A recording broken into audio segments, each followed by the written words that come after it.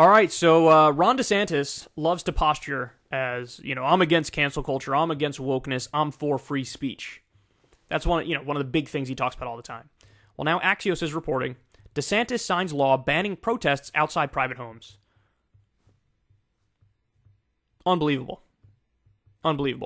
Florida Governor Ron DeSantis signed a bill Monday that will make protesting outside of a person's home illegal. The law comes after some Americans have protested outside the homes of Supreme Court justices following the leak of a draft opinion indicating the court is prepared to overturn Roe v. Wade. The Florida law bans residential picketing and picketing or protesting before or about a dwelling of a person with specified intent.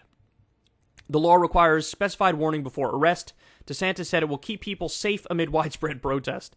Sending unruly mobs to private residences like we have seen with the angry crowds in front of the homes of Supreme Court justices is inappropriate, DeSantis said in a statement. Now, by the way, these protesters, completely peaceful, followed every other ordinance in terms of noise and time they could do it and how far away from the property they had to be. He doesn't care. This bill will provide protection to those living in residential communities, and I'm glad to sign it into law. So, this guy's a giant hypocrite. Just so you know, he's also gone after the First Amendment in other respects. In Vanity Fair, Florida's Trump-loving governor just made it okay to hit protesters with your car. Second paragraph here actually lays this out. On Monday, Florida Governor Ron DeSantis, this was a few years back, signed an anti-riot bill into law that, among other things, grants civil immunity to people who decide to drive their cars into protesters who are blocking a road.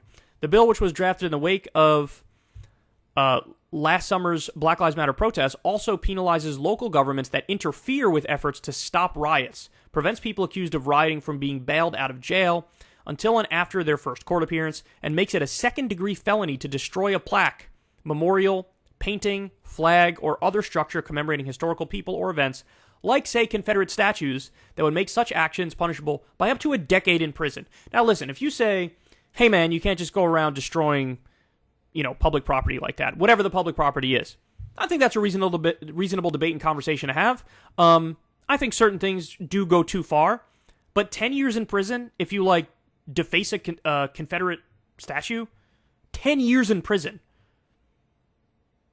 If you're talking anything, it should be like a misdemeanor or some shit, a fine.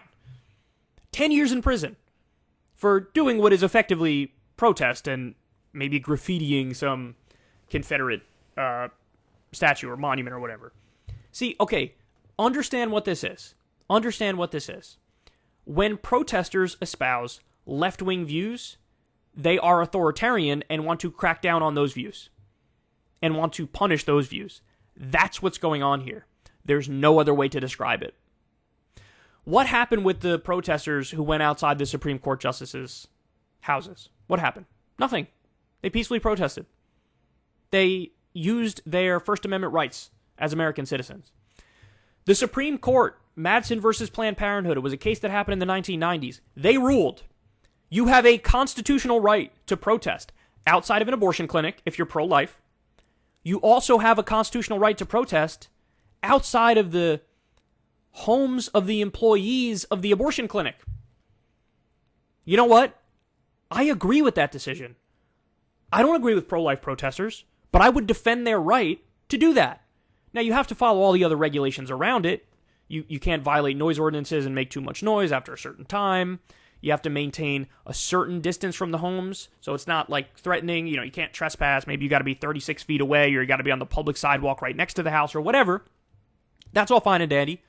But you have a constitutional First Amendment right to speak your mind and to protest, both at the abortion clinic and also outside of the homes of the employees of the abortion clinic. I think they ruled that case properly.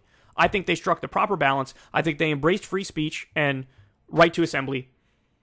And now, the same people who took that position and would take that position on that case, all of a sudden when you reverse the political roles and it's left-wing protesters against a right-wing cause, they're like, lock them up. Lock them up. You're not allowed to do that. That's threatening. That's intimidation. That's not okay.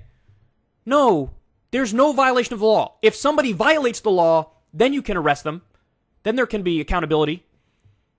But if they're just protesting, that is absolutely allowed. Ron DeSantis says no way. Ron DeSantis says no way. Now let me ask you a question. Again, if the roles were reversed, if this was a case of pro-life protesters outside of a pro-choice Florida judge's home, would he have come up with this law and signed this law? Of course not. Of course not. He would have said words in support of the protesters. But since you reverse the political stance, he flips. So this is, guys, this is what's called not having an objective standard, not having principles. That's all this is. It's just being a raging hypocrite and defining your politics around that. It's just pathetic. Like, it's just pathetic. Is there nobody who's actually thinks about these things in a principled way, in a way where you come up with your standards and apply them fairly? Apparently the answer is no. Certainly in mainstream politics, it's one hypocrite after another hypocrite after. It's a parade of hypocrites. So, Mr. I love free speech and the First Amendment and I'm against cancel culture is like, let's do some canceling today. Let's make it illegal to protest. Let's make it illegal to run over protesters with your car. So I don't want to hear another word from the free speech crowd unless and until they start levying criticism against their own side as well. There are plenty of people on the right who claim to be all about free speech, and then they don't say Dickie McGee's acts about like the over 20 states that have criminalized to one extent or another BDS. It's absurd. It's absurd. So he's a charlatan, he's a fraud, he's a right-wing hack, and it's never been more obvious. If you want to see me and Crystal Ball interview legends like Noam Chomsky, Cornel West, and more, subscribe to Crystal Kyle and Friends on Substack. $5 a month gets you the video version a day early. Remember, we take 0 ad dollars for this podcast. Or you can sign up on Substack for free and get the audio version a day later. Link in the video description box below.